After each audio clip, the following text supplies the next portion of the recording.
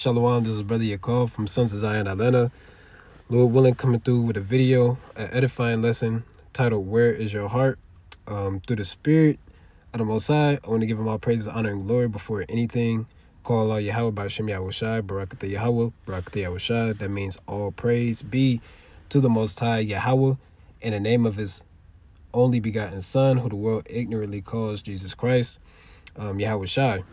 So, kind of wanted to go into this, tap into this lesson real quick. It shouldn't be long at all, but just a quick reminder, again, titled, Where is Your Heart? Right? Let me turn this off. Right? Where is your heart? Because we have to understand, right?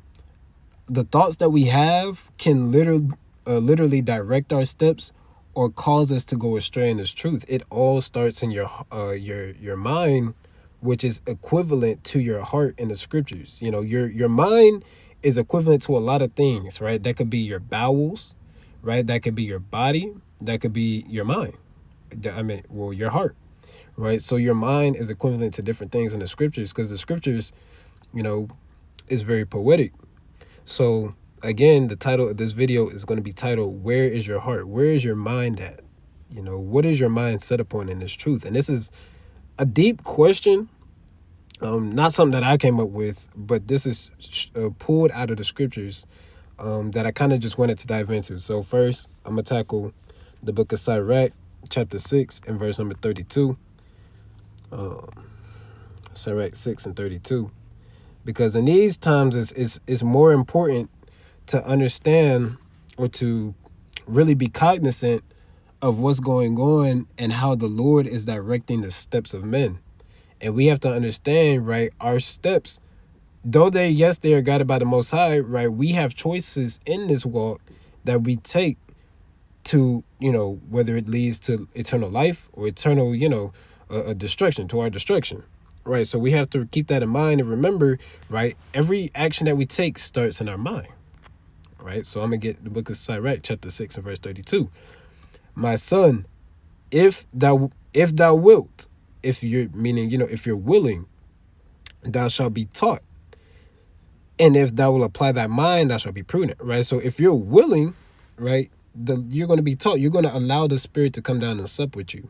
You got some people, and I say this every time, every video, right? Hey, brother, sister, you got a minute to listen to the words of the Lord.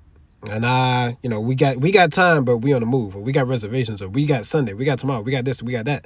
When the scriptures say put not off from day to day, right? That's literally in the same book that we're in right now, right? So it says, if thou wilt, thou shalt be taught. And if thou wilt apply thy mind, thou shalt be prudent, right? So we have to remember to apply our mind and be prudent, right? Real quick through the Spirit. I'm trying not to go on a tangent, but I feel like I have to get this. This is Sirach chapter 5 and verse 7. Make no tarrying to turn to the Lord, and put not off from day to day. For suddenly shall the wrath of the Lord come forth, and in thy security thou shalt be destroyed, and perish in the day of vengeance.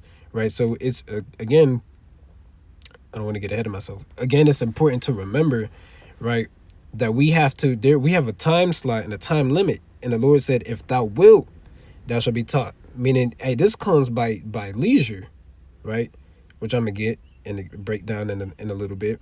But this comes by you. It starts with your actions, your thoughts, your mindset, right? That's why it tells us in Romans 12 and 2, hey, we have to be renewed by the transforming of our mind. Because your mind is transformed, so will your actions, so will your habits, so will your character, right? So it says, and if thou wilt apply thy mind, thou shalt be prudent. If thou love to hear, thou shalt receive understanding. And if thou bow thine ear, thou shalt be wise. Right? Simple. If you're willing to hear, the Lord will come down and sup with you. Right? But again, that takes consistency. That takes serving the Lord. That takes a willingness to change and repent. Right? I'm going to get the book of Luke chapter 12 and verse 34. I say I'm trying not to go over a certain time frame. So I'm going to try to do that. Luke 12 and 34. It says, for where your treasure is, there will your heart be also. Right? For where your treasure is, there will your heart be also. What does that mean? Well, that means where your mindset or the things that you want to accomplish, your goals, your definition of success, right? Your mind is going to try to reach that. Like I think I ran a survey, I believe in school or whatever.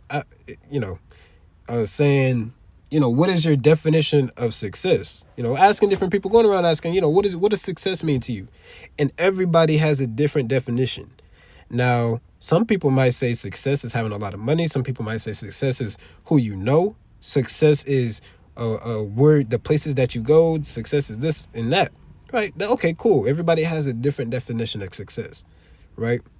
So, in a spiritual sense, this is kind of asking this or saying the same thing. For where your treasure is, that's like your definition of success, right? What is your success? What is your treasure, right? Because you don't just find treasure on an everyday occurrence. Treasure isn't a common thing. This is a rarity that some people might find once in their lifetime. Some people, they hit the lottery and it's just like they're the first in their city to hit that lottery. They found their treasure. They found, pretty much a life goal for a lot of people. Their life is fulfilled at that point, right? That was their treasure. Some people's treasure is to make it into the Hall of Fame. Some people's treasure is to have a billion kids, right? Everybody has a different definition of success. But us in this truth, hey, we're trying to obtain the kingdom. That's our treasure, right? So it says again, for where your treasure is, right, there will your heart be also. So if your mind is focused on spiritual things, the kingdom, right, obtaining wisdom, loving the Lord, serving, being a servant, if that's your treasure, your heart is going to be meditating on those things. Like it tells you in Joshua 1:8, 1:6 to 8, really. Like it tells you in the book of Psalms, the first chapter, right? These things are going to be constantly on your mind. Like it tells you, I actually want to get this.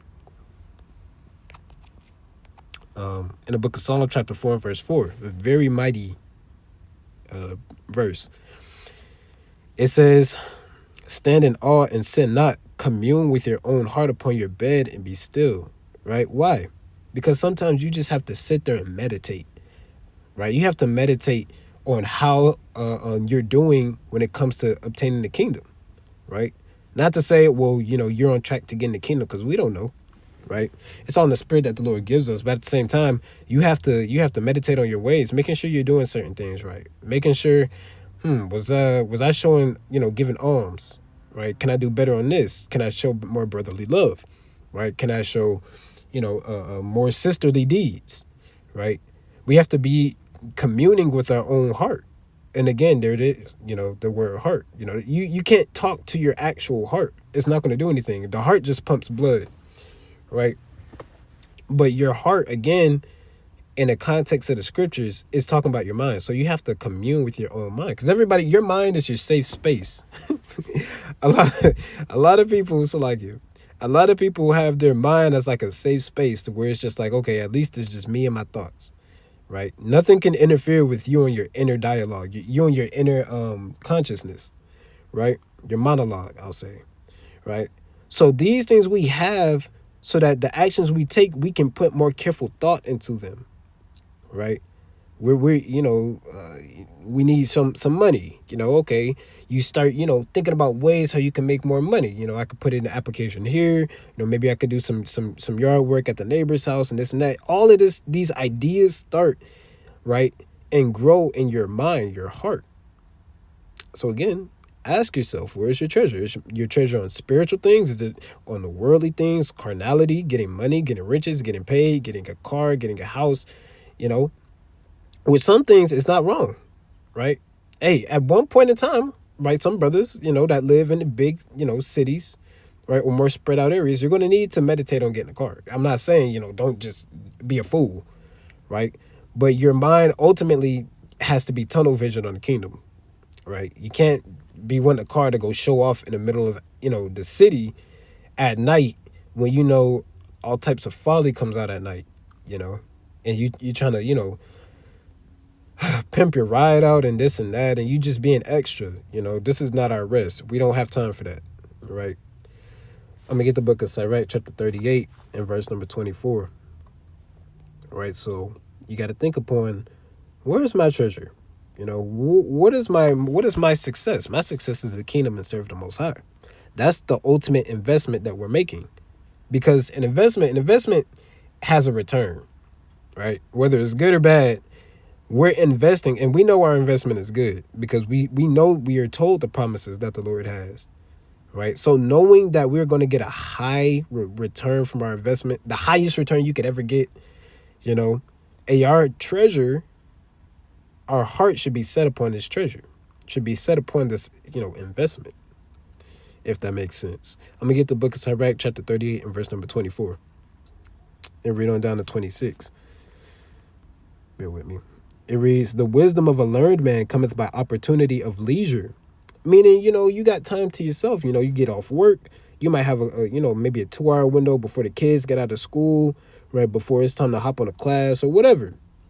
Everybody, may have, everybody has a different, I'll say this, everybody has a different window of time of leisure, but ultimately, hey, you have time. The Lord is going to, allow you to have, or you got to make time. I'll say that. Now, some people say they don't have time. Well, sometimes you have to make time, right? Because we often find ourselves, we make time for folly. We make time to open up Instagram and look at a fight. We make time for folly. We have to make time to seek out that kingdom, right? To have time to meditate and get our minds straightened and be in the spirit of prayer, be in the spirit of diligence and studying. It says, "And he that hath little business shall become wise," meaning your mind isn't in 1,000 different things, right? You want to learn how to play the guitar while also you trying to be, the coach of the little leagues team, right? And you trying to, go racing, and you trying to learn how to ice skate. You trying to be a master of all these different things, when your mind is going to be occupied by those things, and not, your treasure is pushed out the window. Your heart is not set on those things anymore. So like your treasure is on earthly things at this point, right? It says, "How can he get wisdom that holdeth the plow, and that glorieth in the gold, that driveth oxen, and is occupied in their labors, and whose talk is of bullocks?" Right? Meaning he's always working. Let me, there we go. Right? He's always, like it. He is always occupied in work, right? And the forces of this world. Not to say, you can't be occupied in watching. You have to be occupied in prophecy. But you're occupied, if your talk is always in, you trying to get overtime and extra overtime so you could just pocket the money, so you could go on this trip and doing this and that and this and that. Your mind is set upon things that are not profitable, right? How do you expect to get wise when you're into everything else but the wisdom of the Lord? It doesn't make sense. You have to apply yourself. It says, "And that driveth oxen, and is occupied in their labors, and whose talk is of bullocks. He giveth his mind to make furrows, and is diligent to give the kind fodder," right? Meaning you're so occupied and so caught up in everything else, you tend to forget, and you got a spiritual house you got to take care of, right? And that's your temple, right? I'm gonna get Proverbs chapter 13 and verse 4 real quick. So like Proverbs chapter 13 and verse 4. It says, "The soul of the sluggard desireth." Hold on. Yeah, there we go. "The soul of the sluggard desireth, and hath nothing, but the soul of the diligent shall be made fat." Right? Again, you diligent, right? You're going to get a high a return on that investment that you make, right? Which is the kingdom, right? Because every man is going to get his penny, right? But you never know what you could get. You might get 10 cities, while the next man might get 20, or you might get one city, or you might not get a city to rule over, right? Why? Because the soul of the sluggard desireth, right? You full of desires, and you got those jakes at the workplace. They always desiring things, but they never want to, do better for themselves. You got some people that are content with being at the bottom. Well, you can't, you can't have that, right? You have to, not saying, you got to shoot for the stars in this captivity, but you have to want to do better, more so on a spiritual tip, if anything. If you're okay with what you make, that's cool. But on a spiritual note, you have to aim as high as you can, because you can never go high enough, right? There is no ceiling in this truth. Verse number 7. There is that maketh himself rich, yet hath nothing. There is that maketh himself poor, yet hath great riches. Meaning you make yourself rich. Why? You're occupied in networking with, these great men in this world, and you get into the top level, your CEO, you this and that, all these top positions in the world. You make yourself rich, but you have nothing to show at the end of the day for the kingdom. Why? Because we build up spiritual. We're not worried about this dollar that's depreciating in value daily, right? We're worried about the spiritual riches that's building up kingdoms and mansions in a world to come. World to come as in the kingdom of heaven. It says, yet has nothing. There is there is that maketh himself poor, yet hath great riches, right? So none of us are out here just making ourselves poor. We make ourselves poor by not indulging in what could make us rich, right? We make ourselves poor by not indulging in having a million worldly friends and going to the club and getting to know this person, right? And being in the studio, right? And trying to, be the next, platinum, right? Because some brothers and sisters got real raw talent, natural talent, and are able to easily strike a deal, are able to easily network with so-and-so, right? But we have an eternal kingdom that we're looking forward to. Our mind isn't stayed on this stuff, right? So that's us making ourselves poor, but why? Yet have the great riches. Because, again, that investment, our treasure is great riches. $20 is not treasure. $50, well, now, is not considered, great riches or treasure, right?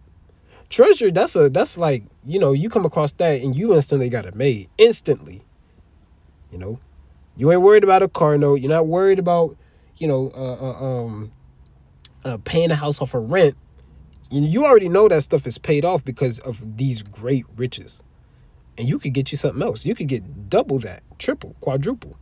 Back in the ancient world, the riches was how many oxen you had, how many slaves you had, servants, right? Houses, children. These are all how is it said?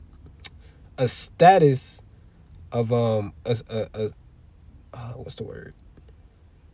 A status in society or something like that, right? These things all contribute to your status in society. It's a hierarchy, right? It's a rank, right? But we're not looking for that. We're already at the bottom. You know what I'm saying? Not saying that we're going to, just always be poor and, you can never get a better house or a better life. Not saying that. The Lord, he can do whatever he wants if he sees a righteous man. But, it's nothing for the Lord to make a poor man rich. The scriptures tell you that. But at the same time, our mindset is stayed on what's to come when, afterwards, right? You got to invest in that. People have, life insurance. That's an investment. So then when you die, right, those expenses are being paid off, right? So when we die, well, God forbid, Lord willing, we live, to see the kingdom, Lord willing. But, hey, some of us got to perish, We know what comes after, right? And we're able to obtain, Lord willing, right? So I'm going to get, for the sake of time, let's see. I might just get one account. Actually, nah. I'm a let me see. Let me see if this is what I want. Bear with me. I'm gonna get Joshua 7:1. I'm gonna get one account. Cause I do gotta get ready for camp. Joshua 7:1. It says, but the children of Israel committed a trespass in the accursed thing. For Achan, the son of Carmi, the son of Zabdi, the son of Zerah, of the tribe of Judah, took of the accursed thing, and the anger of the Lord was kindled against the children of Israel. Right? So this is when, we were coming from Ai, right? And Achan of the sea. It tells you exactly where he came from, right? His fathers and things of that sort. He took the accursed thing, and this affected Israel, right? So I'm saying this to say, going into this account to say, the actions that you take where your treasure is could affect the next man. Because believe it or not, you in this truth, you have influence, right? Whether it's good or bad, you have influence over men. The Lord gave you a lot, right? Not saying he gave you a lot, but he gave you a lot. As in, he gave you a destiny, a path, right? So I'm gonna jump down to verse 18, and yeah, I'm gonna finish it out. It says, and he brought his household man by man, and Achan the son of Carmi, the son of Zabdi, the son of Zerah of the tribe of Judah, was taken. Right, so they found him. They did a diligent inquisition, because why? This accursed thing is gonna get Israel jacked up if they don't find it. Right? It's accursed. Right? It says, and Joshua said unto Achan, my son, I give thee glory to the Lord God of Israel, and make confession unto him, and tell me now what thou hast done. Hide it not from me. And the way it's written, I'm led to believe it's a lot nicer than how he actually said it. It's hard to convey tone over text, right? So I'm pretty sure, it wasn't nothing nice. He was probably brought into a room, and they, interrogated him, got on to him. Because Israel back then was on another level of austere. Why? Because it was all out of love, right? We were in this thing together. Therefore, we had to, bring down that hammer. Verse number 20, it says, and Achan answered Joshua and said, indeed, I have sinned against the Lord God of Israel, and thus have I done, when I saw among the spoils a goodly Babylonian garment, and 200 shekels of silver, and a wedge of gold of 50 shekels. So he's telling you, he's spilling the beans on what he had, right? A gold of 50 shekels weight. Then I coveted them and took them, and behold, they are hid in the earth in the midst of my tent, and in the silver. What was that? 20. And in the silver under it, right? So he's telling you he took it, where he hid it. This is such a Jake thing, right? It's like him hiding it in his mattress. He hid it in the earth. So it's just, it's a lump in the earth. He knows exactly where it's at. It's a lump in the earth. He knows exactly where it's buried, right? It says, so Joshua sent messengers, and they ran unto the tent, and behold, it was hid in his tent, and the silver under it. And they took them out of the midst of the tent, and brought them unto Joshua and unto all the children of Israel, and laid them out before the Lord. And Joshua and all Israel with him took Achan, the son of Zerah. So they laid this thing out. They said he got this and this, and man, this man wasn't lying. This brother wicked. So they took Achan, the son of Zerah, and the silver, and a garment, and a wedge of gold, and his sons, and his daughters, and his oxen, and his asses, and his sheep, and his tent, and all that he had, and they brought them unto the valley of Achor. So not only did this man, jam himself up, and he knew it was wrong, but he judged his family too. Because at one point you got to ask yourself, we shouldn't, question ourselves morally for the side of men. Because men are going to be like, where'd you get that garment? Where'd you get this money from? Jake liked to do things to show out and look good. But then the question comes in, where did you get all this from? So eventually this was going to catch up. But all praises, he was caught in his tracks. Because, the evil, when you read a lot of how we how we were and acted out back in the day, a lot of the times we had to put the evil out of Israel by killing people, right? That's how you put that evil out, right? You gotta, sometimes you just gotta get some people gotta get slain, right? And this is a prime example of how a man coveted and got his whole family destroyed. It gets worse.